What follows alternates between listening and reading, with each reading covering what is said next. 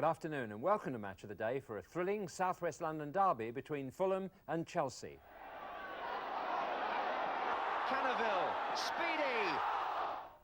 A tussle for First Division survival between Luton and Norwich. Good save! And another of those mini features supporting the lower divisions which you seem to enjoy. This time it's Torquay. And we end with the result of a rather special Goal of the Month competition. Today's headlines concern the latest on England's bid to stage the 1986 World Cup finals, the return of Manchester United's Brian Robson after injury, the possibility that Celtic's Charlie Nicholas could soon be on the move, and the reason for George Best's non-appearance for Bournemouth. Well, where else should we be on boat race day but beside the Thames? And Fulham's successful season, putting them in line for promotion to Division 1, gave us the perfect opportunity, especially as their opponents and neighbours, Chelsea, have suddenly found themselves in urgent need of points too, for a less spectacular but equally important reason. It all added up to a thrilling match overlooking the river, your commentator John Motson. On the day of the boat race, the tranquility of the Thames contrasts sharply with the partisan feeling inside Craven Cottage, where there is a segregated all-ticket crowd. Those Chelsea supporters are at the Putney end, knowing their club still need points to avoid relegation to the third division for the first time ever. But for the Fulham fans at the Hammersmith end, it looks like a return to the first division for the first time since 1968. Malcolm McDonald joined the club as a player that year, and today as manager announces an unchanged team.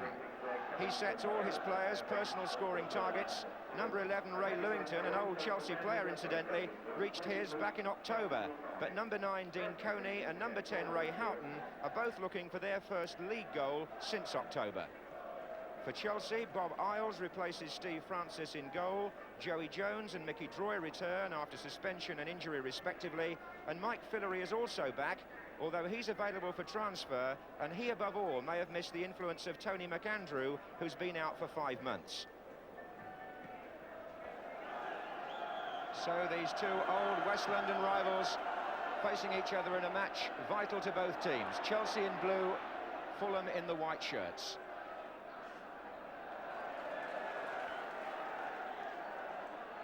And Chelsea playing from the left in the first half. Here's Colin Pates with the header. Robert Wilson for Fulham. He scored 2 last week against Grimsby. And the Chelsea back four this afternoon has got 2 giants in the middle. Colin Lee is playing alongside Mickey Droy. The pitch showing just how sticky it's bound to get.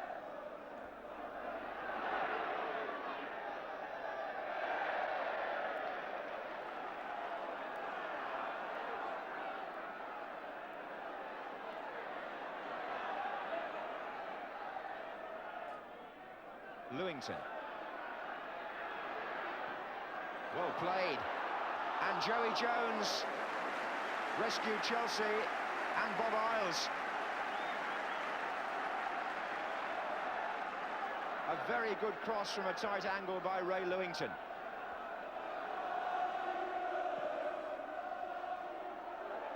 And Droy was there. O'Driscoll! A fine effort by Sean O'Driscoll, taken first time as Fulham mount the first sustained attacking of the match.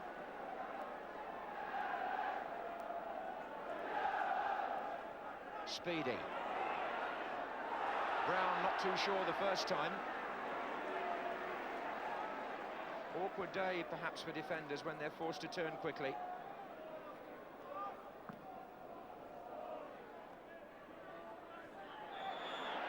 Coney is penalised for fouling Lee.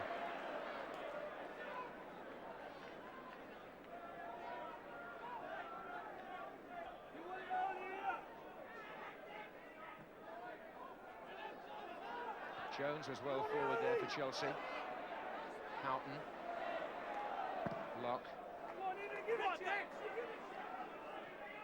was Lee's header. Fillery got it away from O'Driscoll. An important challenge to win. Canaville. And Fillery! That was brilliantly done by him, and it deserved a goal. Because he won the 50-50 ball in midfield and fed Canaville. And it was Fillery who made up the ground and went for the return. It was a fine example of how a midfield player can get involved twice in a move.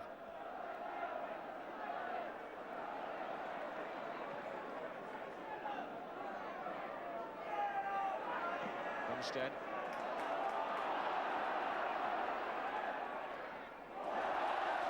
Rhodes-Brown, who forced the corner. And Joey Jones making himself a nuisance on the near post. Mickey Droy will come in from deeper. Bumstead to take the corner. And Droy got up. Cannaville! Well taken. Chelsea lead 1-0. And Paul Cannaville scores. The corner swung across by Bumstead. Droy and Lee jumping together. The ball fell for Cannaville. A good volley into the far side of the net. And Cannaville, who scored his first league goals in the 4-2 win over Carlisle 3 weeks ago, puts Chelsea in front at the home of their local rivals.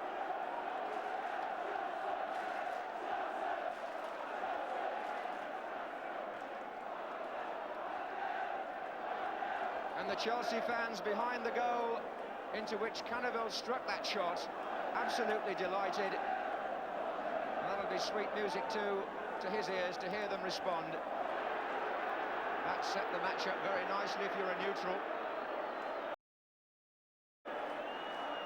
Things have been going so well for Fulham this season and so badly for Chelsea that to see the underdogs on this occasion score first gives promise of things to come.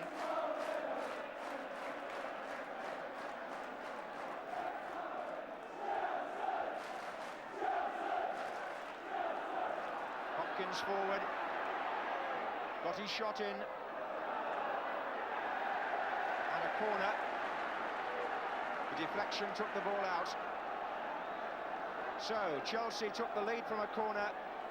Fulham will be looking to equalise in similar fashion. Three of the back four are up there. So is Davis. It was away from him by the goalkeeper O'Driscoll to Lewington. And the heavy men are still forward. O'Driscoll. And Houghton, who miskicked. It's still not away. Gale.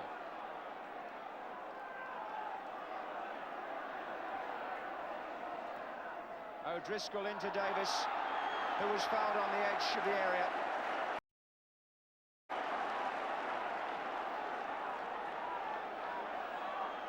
Colin Lee spoken to by the referee for protesting about the decision.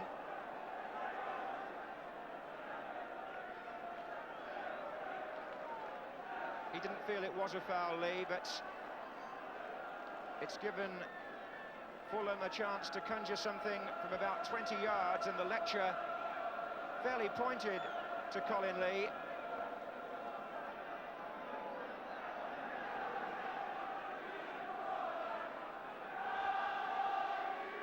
Locke curled it.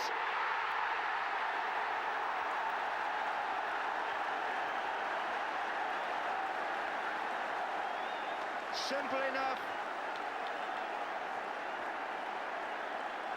And Fulham, who went behind from a corner, equalised from a free kick. Chelsea will contest the award in the first place, but Kevin Locke, who scored here when Chelsea last played in the league at Craven Cottage 3 years ago, it was a penalty then, curls the free kick in with his celebrated left foot.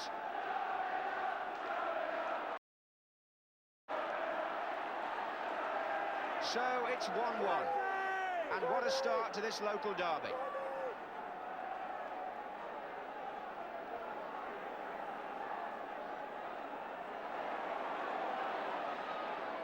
Hopkins forward. That's Droy. O'Driscoll, caught by Rhodes-Brown. My first one, he's saying, but others have offended prior to him, and sometimes the cumulative effect of fouls is that the last in the line gets booked, and that's what's going to happen to Peter Rhodes-Brown.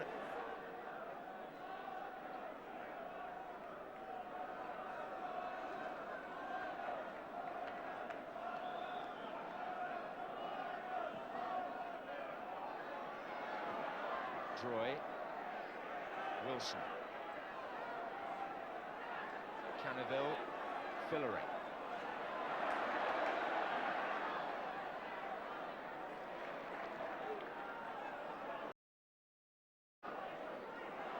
Coney. He was looking for Houghton on this side, and that's Speedy with Cannaville to his right. 2 against 2. Cannaville.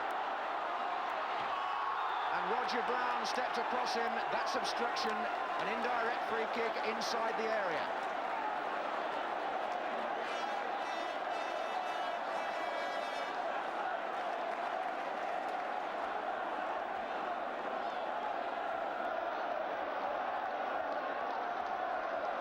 Pates is standing just behind Fillery to the left. He might fancy a crack with his left foot. Pates, and the wall does its job.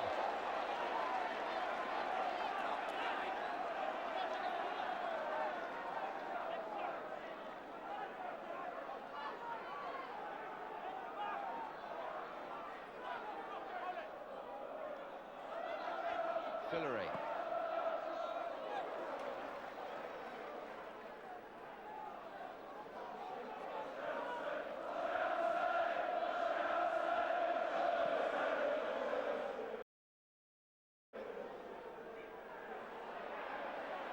Turned back by Lee.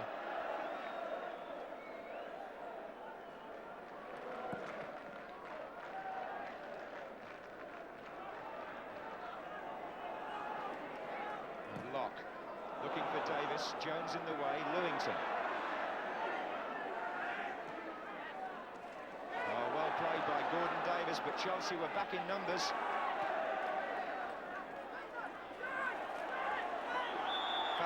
Brown and Speedy.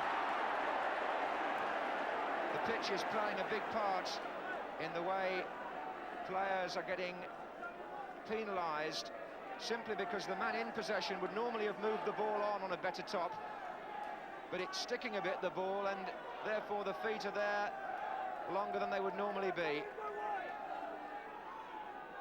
Lee to take the free kick. Droy is up for this. It came off Brown.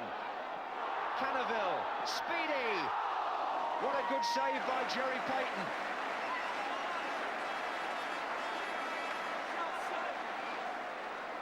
It was very much like the Chelsea goal. The ball bobbling around in the area. Speedy got the shot in this time. Payton responded well. Corner. To be taken by Cannaville.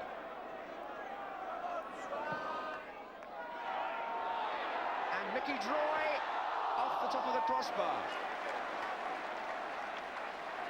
Mickey Droy back today in the Chelsea side after missing 8 matches since his injury in the FA Cup tie at Derby. It's his testimonial year, and he's an influence that Chelsea badly need in their present position.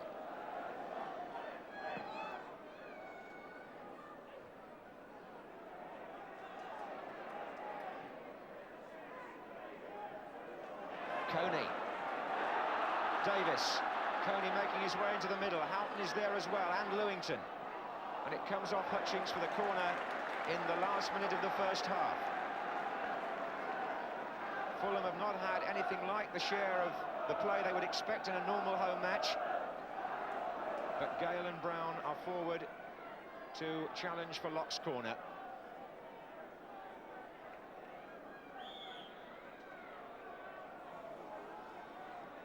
Flicked off Fillery. O'Driscoll is coming in.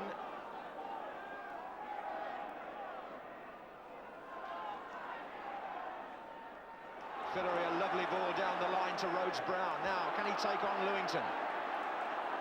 Again, the pitch not helping the player with possession, denying him the run of the ball that he wanted, and Fulham instead had an opportunity. Tremendous tackle by Mickey Droy. Hutchings forward. Pates. Rhodes-Brown. Onside. And off Speedy and off Gale.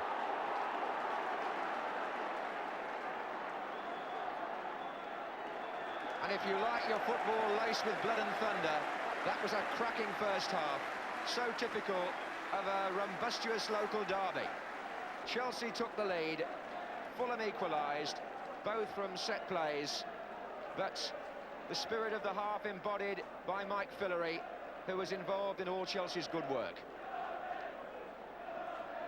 John Neal must have been pleased with the way his Chelsea side performed in the first half. You've got to know your West London football to understand quite what's at stake here. So much pride involved down the years, depending which end of the Fulham road your loyalties lie. Chelsea, winners of a European trophy in 1971, but 12 years later having a thin time of it, and Fulham, it would seem, about to go back where their supporters feel they belong. But in the first half, Chelsea had more of the game. Lewington forward. Houghton.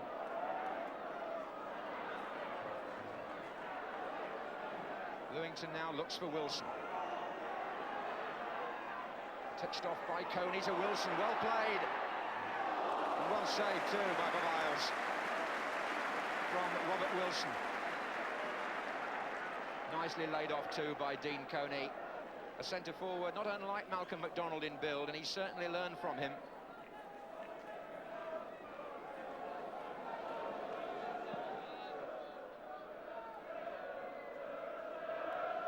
Brown forward. Coney contesting it, and Lee staying firm, having a good match at the back with Droy. Here's Hutchings.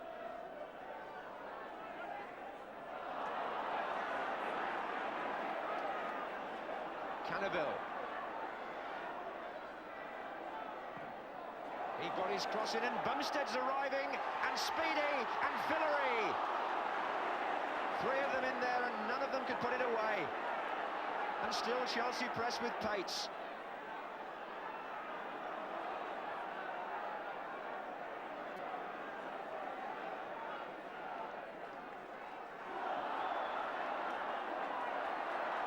Davis pulled up.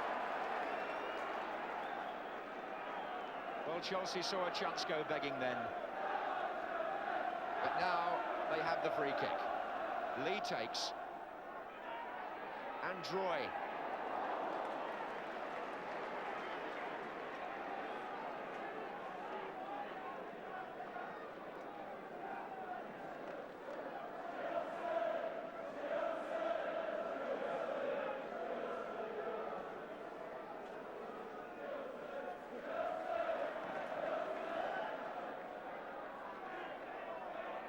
With the header. Davis, by his standards, a quiet match so far, but he's always dangerous. Like that. 18 goals so far this season, Gordon Davis.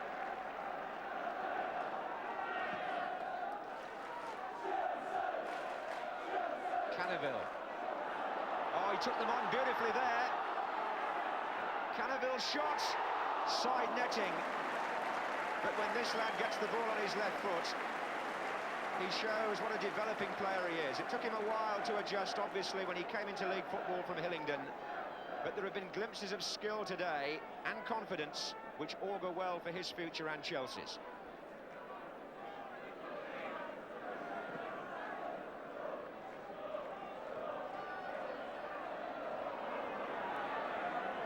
Wilson.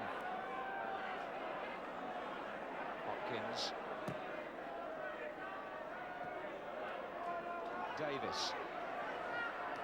Rhodes-Brown for Chelsea. It's a foul by Hutchings on Hopkins.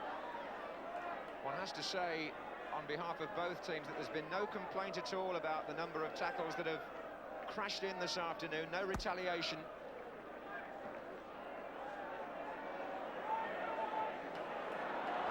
Couldn't control it first time. Again, the pitch the winner. Davis. Speedy. And Lewington. And Fillery. Chelsea can come wide with Rhodes-Brown. And Cannaville is onside, and well played by Jerry Payton. A telling ball by Peter Rhodes-Brown. Droy relishes that sort of challenge. Wilson. And Houghton onto Locke. It'll go again to Houghton. Davis. And Locke linking up again with the attack, appealing for handball against Joey Jones.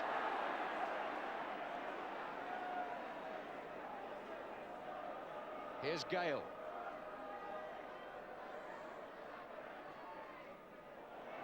Away by Rhodes-Brown, only as far as Roger Brown. Davis. And Houghton. Houghton shot, and well gathered by Bob Isles on this sort of surface, particularly in that muddy 6-yard area. Anything's possible if it gets a bad bounce. Clung on well there.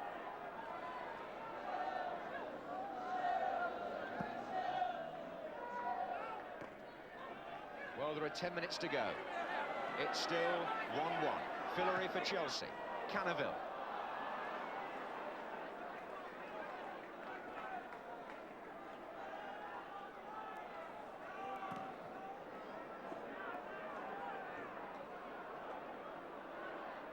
Jones getting the ball off Davis and putting Speedy away. Fillery's making strides into the centre to support Cannaville. He's checked now and comes short. Fillery. Now he needs help. And Cannaville! Good save.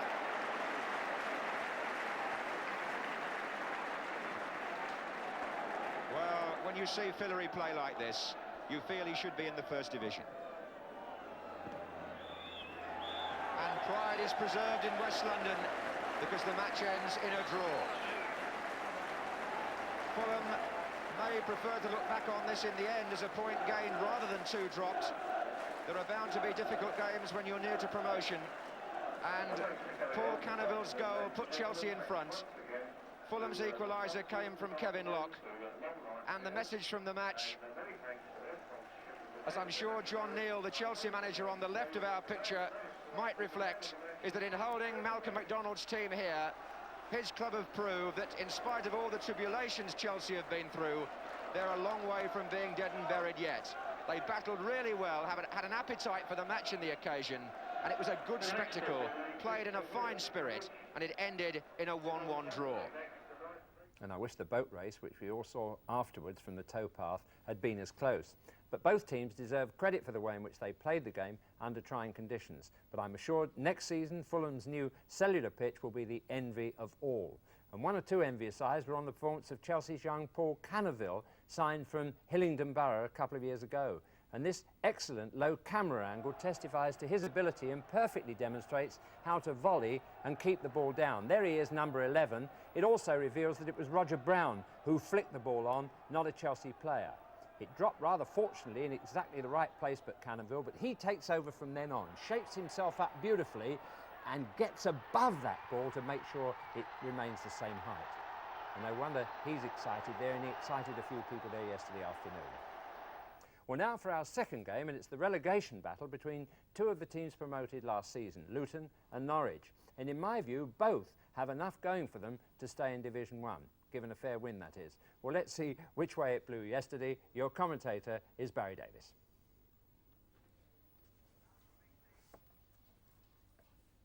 Kept him out of the England squad, and so takes his place in a Luton Town lineup, which once again is looking for their first home victory since Boxing Day. Two new names from the last time we saw them. In goal, Tony Godden, who is on loan from West Bromwich Albion, and at number 8, Trevor Aylott, signed from Millwall. And one tactical change will see Mal Donaghy moved into midfield, with Mitchell Thomas getting another chance at left back. Norwich City have had 3 draws since going out of the FA Cup at Brighton and have been able to welcome back 2 experienced players, Martin O'Neill, recovered from a fractured elbow, and at number 11, Mick Shannon. One late change in their lineup before this match, Dave Bennett in for Mark Barham, who has a toe injury. David Fleet likes to sit down on the bench, but Ken Brown believes in starting the match at least up in the director's box. So Norwich to start the game, and both teams in their critical positions, looking for the sort of form of which they ended last season. Luton Town going away to win the Second Division Championship by 8 points, and Norwich City winning 10 matches out of 11. The referee this afternoon is Mike James of Horsham.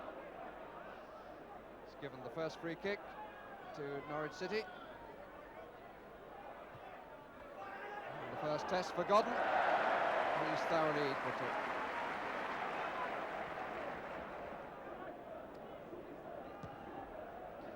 Pleasant sunshine, but it's a cold afternoon, and what wind there is blowing left to right. It's Greg Downs for Norwich. Slightly got underneath that.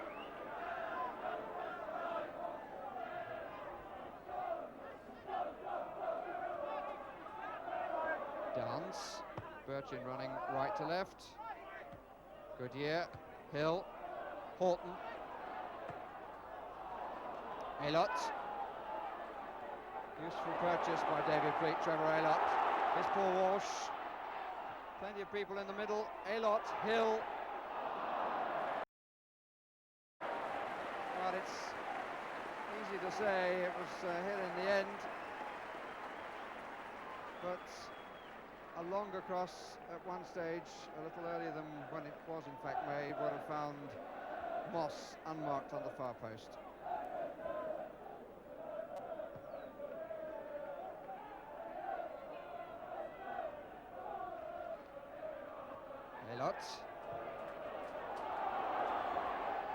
Walsh running on with Walford.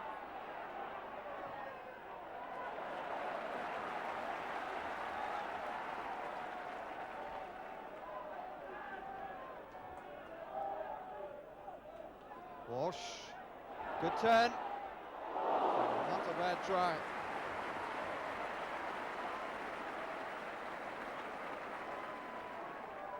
Little turn. Gave himself a little bit of space.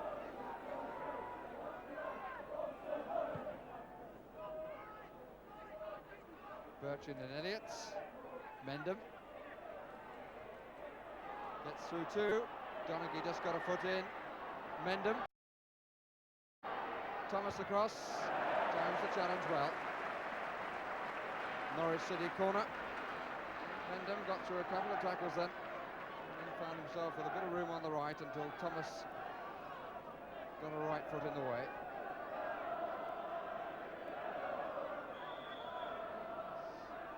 Rush hour in the 6-yard box. Gordon got the fist to it. Goodyear out. Downs. He thought about one, didn't he? Well, the angle was poor.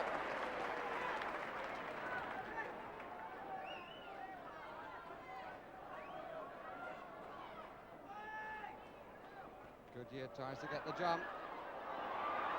And the bounce a bit kind to Luton Town.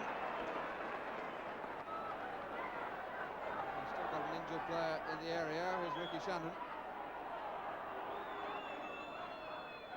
He's holding both the back of his head and his mouth.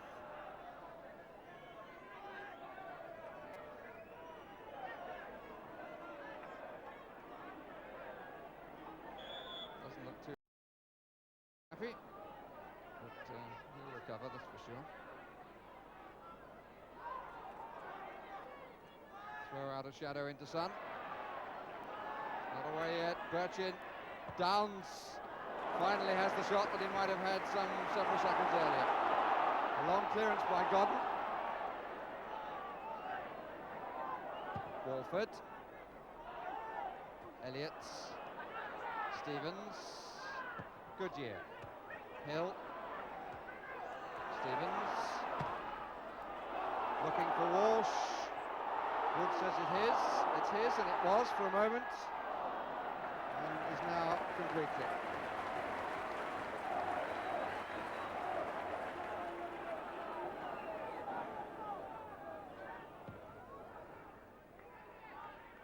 Thomas.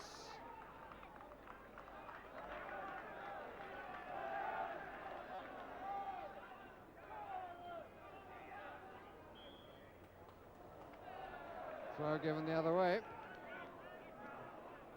I believe for pinching too much ground.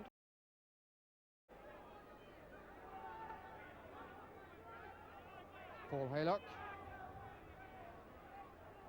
Shannon.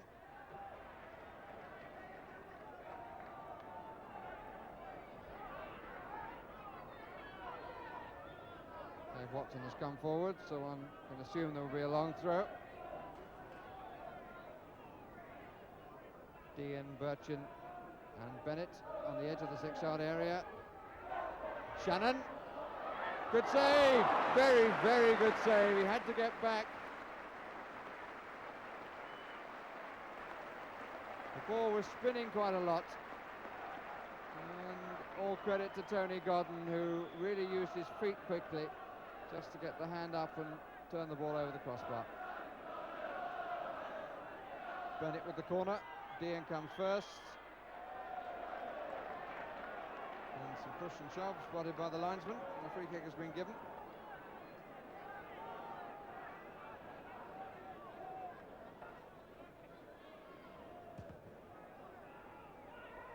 Shannon. Nice head. O'Neill puts it down this time.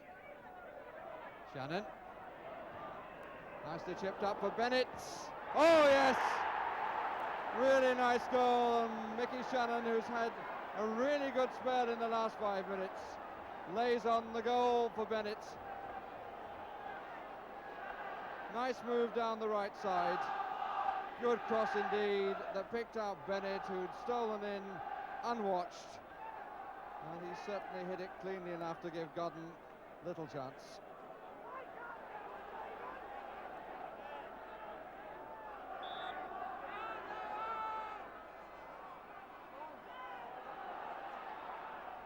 Donaghy. O'Neill started the move, in fact had 2 bites at the start of it. Here's John Dean. Birchin. Bennett.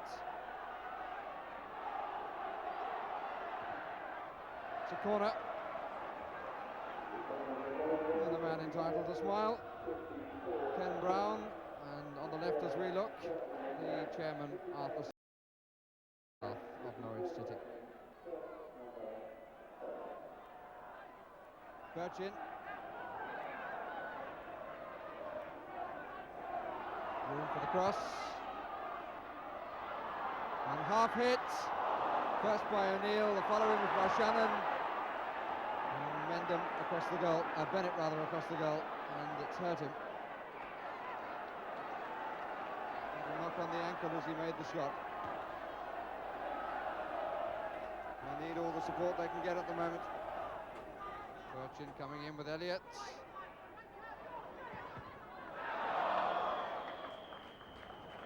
And the last action of the half, in which Dave Bennett's goal divides the teams.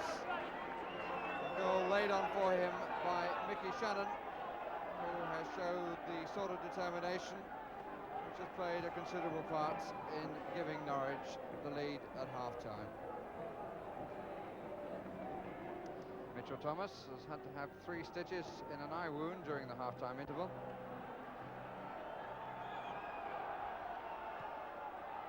And Dave Bennett fit to continue for Norwich City, who are now attacking the goal to our right.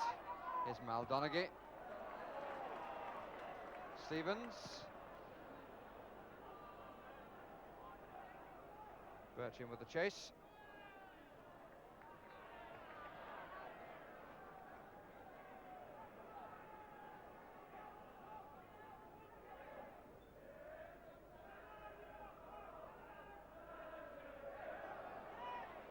Hill. Walsh. Aylott.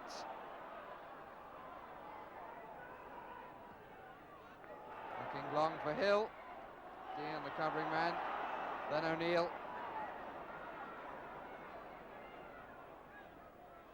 Luton Town have taken just 4 points out of the last 18.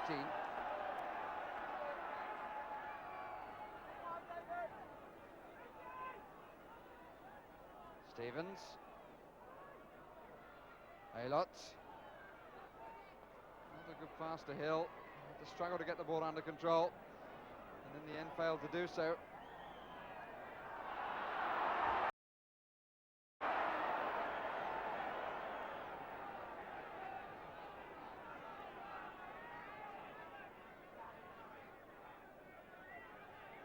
Downs. Birchin. Oh! And it hit high up on the crossbar by the line of the far post. Shannon. Birchin really a fine try that beat Godden to the wide and hit the top edge, it seemed, of the crossbar almost as it joined the far post.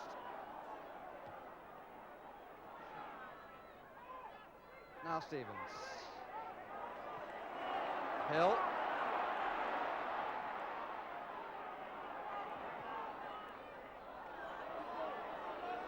It's a better built attack. Hill. Donaghy. Oh, that's a bad ball though. Got caught in two minds surely as to where he was going to play it, but here's Walsh. Good blocking by Downs. It's a disappointing ball for Luton in the middle of that attack by Donaghy. And Horton really was moving into the space nicely. Stevens with the corner. Driven across and across everybody. Horton. Luton ball. 25 minutes left. Norwich leading by 1-0. But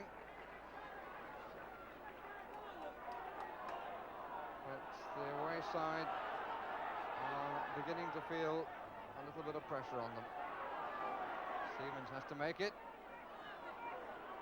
Thomas.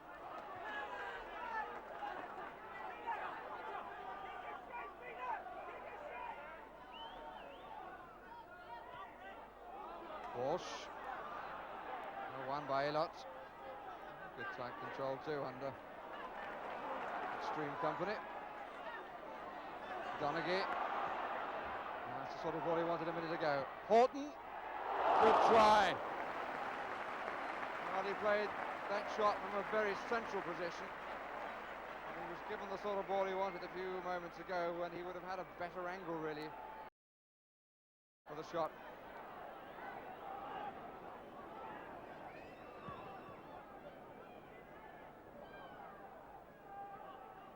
Dean. Bennett. It's a corner. And Luton Town bringing up Mitchell Thomas, who's had a problem with his eyebrow really around his right eye. So Mitchell Thomas off and replaced by Ray Daniel. Good reason to be happy at the moment, these supporters who've come down from East Anglia, taking their place in a crowd of 11,211. Good support. These Norwich supporters come on new yellows. Away by Daniel, only to Dean. A better effort than it may have looked in the end.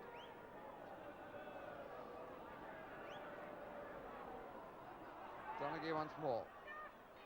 Oh, he didn't look, Elliott. It would have run much more comfortably. Here's Daniel. Found it difficult to get into the game. Horton, Hill. Haylock encouraged to get it away by Woods. Pressure at the finish, not exactly concerted. The referee holding up play while Ross Jack is brought into the action in place of Mickey Shannon. He's done his job well. And Jack has got 2¼ minutes to play. That's all there is between Norwich and victory. Aylott, Hill, good challenge by Dean. Stevens, Horton, Goodyear, Moss, nobody there. The gloves on prevent a bit of nail biting. Stevens, Aylott, Horton, trying to find an opening. Donaghy on Moss. Oh, what a save! Brilliant save by Chris Woods from David Moss. And the equaliser looked to be there for the taking. Somehow he stuck out his left hand and turned the ball away. Stevens, Donaghy, it was Elliott at the back in fact, banged away by Haylock. What a really fine save. He's looked thoroughly confident and confident all afternoon and produced an exceptional save at the end to probably ensure the 3 points for Norwich City. It's Haylock.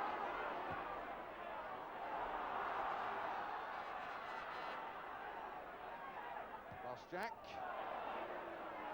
Goal kick, he thought it was deflected. He will have had a case. The goal kick has been given and taken. Goodyear. Time wasted and none left for Luton Town. The one goal by Dave Bennett in the 26th minute has been good enough to give Norwich City 3 points. A position saved for them by a really brilliant save right at the death from Chris Woods, which denied David Moss the equaliser. So the final score leaves the Norwich City supporters jubilant because their team have won by the only goal, and the disappointed David Pleat makes his way to the dressing room, the manager of a side who still haven't won here since Boxing Day and have been beaten now for the 6th time this season. 3 rather valuable points there, Mick. Yeah, delighted, Barry, obviously. You know, we're still in trouble, like, it's just the depth that varies at the moment, but we're looking forward to... We've got a few home games to come, and there's an awful lot of commitment in our team. You know, we've got some decent young players, and I think that we're good enough to stay up. Whether we will or not is another matter. But do you feel that commitment was one major difference between the sides today, generally? Oh yeah, I think possibly it was. You know, I mean, for me, Dave Watson at 21 is probably the best centre half in the country. And I'm not saying that because I play for Norwich City, but I think that's fact. And he can't even get in the under-21 team. I find that very strange with the players that he's playing in the full international team. Probably that's the kiss of death for him, but never mind. You know, and I think that his attitude throughout the season, since I've been there anyway, since Christmas, has been absolutely magnificent. And he's a credit to any professional that I've seen. The one goal that divided the teams was rather well laid on, I thought. Yeah, well, obviously I was delighted. You know, I mean, I've laid on a few since I've been at Norwich, and it just worked right for me. I mean, I had 3 players around me, and I've tried to take it by them, but I haven't got that little bit of, as Laurie McManamy says, the old legs have gone a little bit. So I thought, well, Dave Bennett usually sneaks around the back, and we just nicked it far post. And I mean, it was a tremendous volley. Give him a bit of credit. It was a good goal. A word about Chris Woods' save. Oh, great. I mean, for me, like, he's another very good player that. You know, though we've been struggling, we've only been getting points. We haven't been beaten for about 4 or 5 games, you know. And the side's been playing well, but not winning. And Woodsy's been playing his part, and the same as the majority of young players there. Horton trying to find an opening. Donaghy on Moss. Oh, what a save! Brilliant save by Chris Woods from David Moss. Chris, I wonder how you would rate that save at the end from David Moss. Well, it was one really that I was just hoping that he wasn't going to blast it, because if he was blasting it, I think probably it would have gone in. But I just stood up and waited to see what he was going to do, and fortunately he put it within my reach. But he didn't exactly tap it, though, did he? No, I can't, it all happened so quick. I can't really remember. I just remember just diving to my left and feeling the ball hit my hand and hoping that somebody was going to kick it out afterwards. Was there much comment afterwards? Oh, they was quite pleased. You know, it was. It's nice to do a save at that point of the match when, like, we was winning 1-0, and the save that was, you know, it was important, and it books everybody up, I think. It might be seen in the long term to have been very, very important. Yes, it'd be nice to, if you did look back on it and think that, well, that save saved us 2 points and hopefully keep us in the First Division. Well, it could too, but with 3 points for a win, there are still 20 or more points to be won, and the battle for survival is really only just starting. And survival's a word that's on everyone's lips at the moment, and perhaps especially in the lower divisions. With most First Division clubs suffering from a drop in attendances, clubs in Division 4 find it even harder to attract paying customers. Down in the West Country, Torquay United tackled the problems in a unique way, as Alan Parry discovered when he went along to Torquay's home game against promotion contenders Port Vale. Colour and expectation here at the cottage, and even a boat race passing by a little later on. And we'll give you news of goals in all those games, and the rest, of course, as soon as we have them. At this point, though, we give you details of which match will supply our second half commentary. Those details come. It's 3 o'clock on Saturday afternoon, and groundsman Fred King is the only man in sight at Torquay's Plainmoor Stadium. There isn't a player or spectator to be seen at a time when the rest of the country is preparing for kick-off.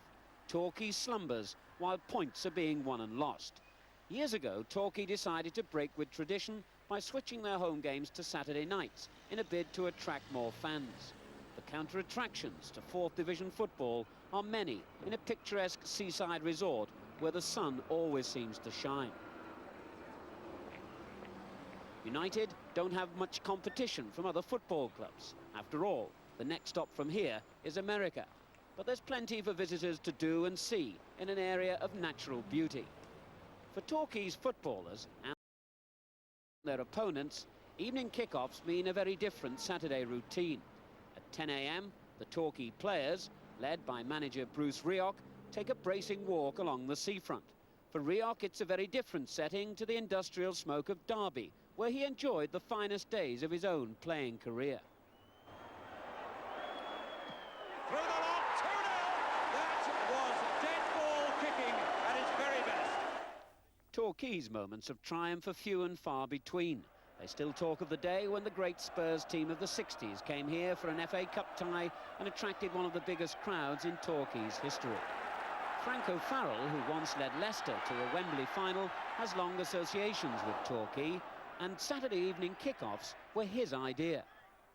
I think evening games create a better atmosphere, especially when the terraces are not full.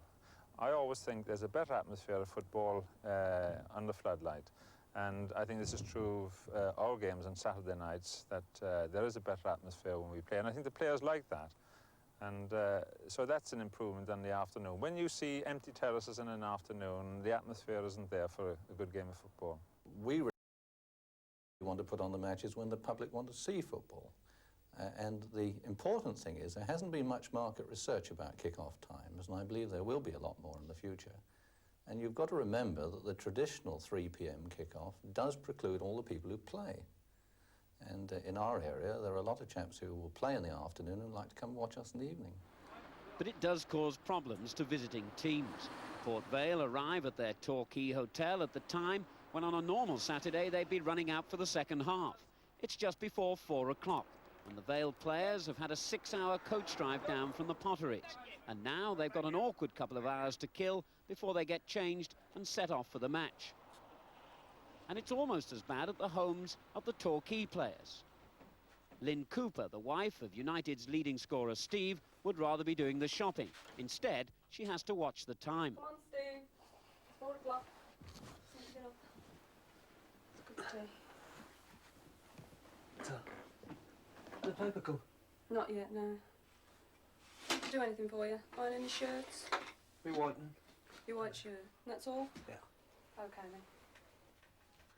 For Port Vale, one of the worst aspects is finding out even before they've kicked a ball that most of their rivals for promotion from Division 4 have had a good day. Players are creatures of habit, and it all adds to the tension they already feel on a day when their routine has been completely turned around. And inevitably, there's the reminder that they have still to play. Torquay United against Port Vale is an evening kick-off at 7:30. The clock has ticked on to 6:30 and the Torquay faithful begin to arrive. Not exactly Saturday night fever, and after 4 successive defeats, Torquay hope their goalkeeper will prove as reliable as the pre-match entertainer. Well held, sir. His name's Mad Marcus, no relation to Bruce Grobbelaar, and one fan wasn't impressed as he settled down for the action.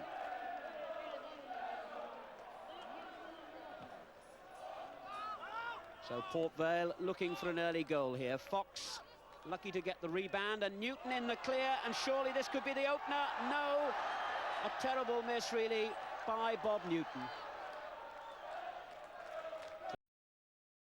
Key looking for some consolation in a half in which they've seen little of the ball.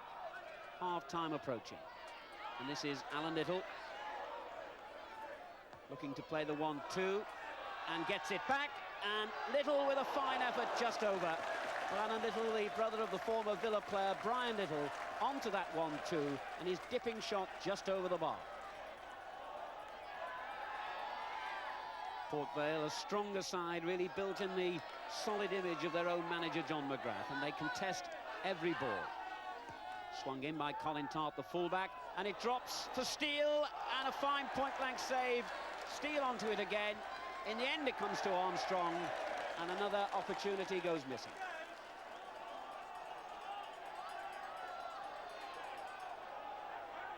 Good build-up this by Port Vale, and Fox, who's been very much the man of the match, through again and finds Steele in the clear, and he gets a lucky rebound. Can he finish?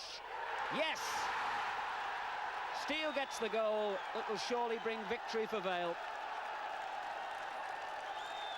The Vale fans delighted, and inevitably it was Fox who set the goal up. But credit to Steele, he got a lucky rebound, but finished superbly to clinch 3 points. It will surely now make Port Vale manager John McGrath a little happier about playing on Saturday night. Well, as long as we win, don't mind. I don't like sat there watching the results, and the other teams are winning.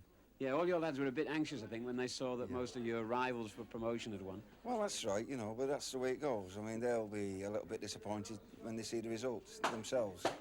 So it works both ways, but I'd as soon have played it in the afternoon. I suppose one of the problems about playing Saturday night, it doesn't give you much time for a celebration drink, does it? Well, we're not having one tonight because we've got a game on Monday. We agreed to that. Well, the lads are not, put it that way. The players seem to disagree with that. Well, that's what I'll be on the fire escape.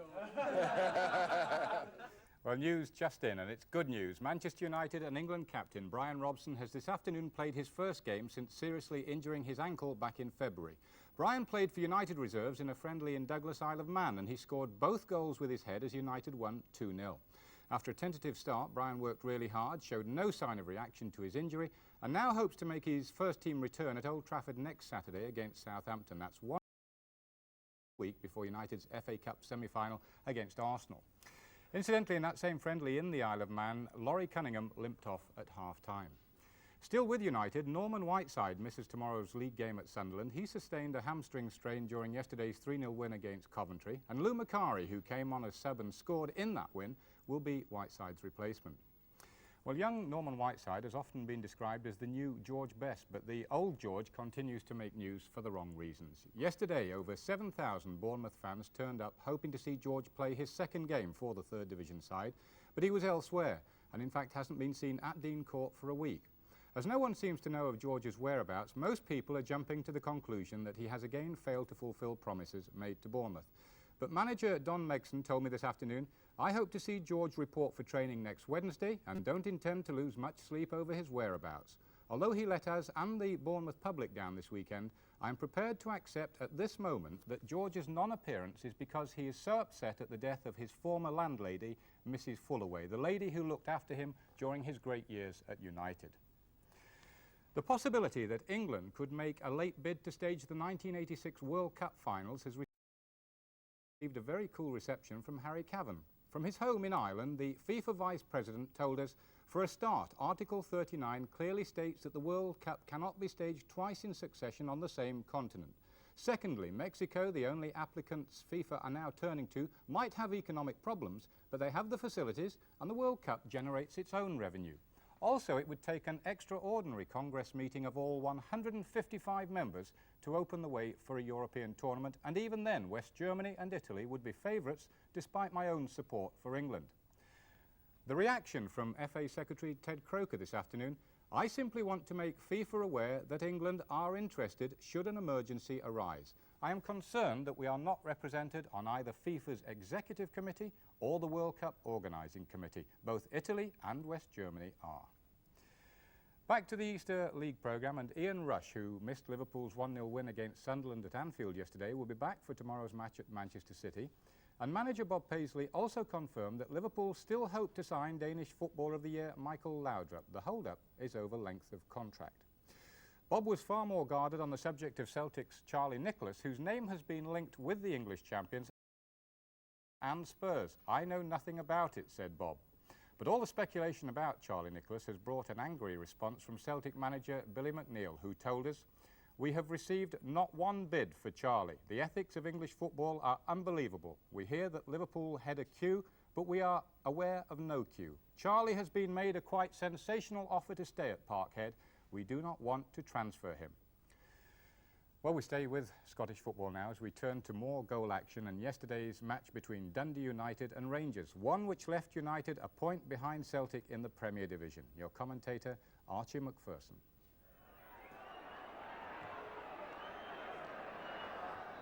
Way by McClelland, pressure still on. Now, Bannon. Well, that's curled in very well, that's it. Ralph Milne, there was no cover there. 1-0. And United had got so many players forward to take that up. And as it came across, you can see that Milne was totally uncovered. And all he needed to do was just side-foot it away. Dodds. Slack. Now Cooper. Better move by Cooper. Drifts away. Good ball to Clark. He's onside. Good play by Clark. And it's in! He scored his first goal for Rangers. Busting away. It wasn't an easy ball to take. He was given a bit of clearance with a delicate touch. Pushed it beyond the goalkeeper. Good running by Milne. Can he get it? He does. Great play by Milne. Patterson, no good, surely. Yes! Sturrock, 2-1. That's Eamon Bannon, Patterson with him. There's the chip. Still in play, and that's a third one by Sturrock. Neatly taken. Practically on the final whistle. A very, very neat goal indeed by United. Well, finally, the result of the March Goal of the Month competition, with goals F, A, C and D being your choices, all almost equally favoured in the voting. But the order chosen by our panel was F, E, C, and the winning goal was the one that decided the Milk Cup final, scored by Ronnie Whelan for Liverpool against Manchester United. Here's Dalglish. Shot struck Macari. Kennedy. Whelan. And again, Whelan scored it! Brilliant goal! Well, the first correct postcard pulled out of the bag was sent by young Graham Aldridge of Tunwell, Hertfordshire. Well done, Graham. £100 of the premium bonds are on their way to you. Well, that's it for today. I remember a splendid volley by a young man named Cannerville and a cannonball shot of another kind.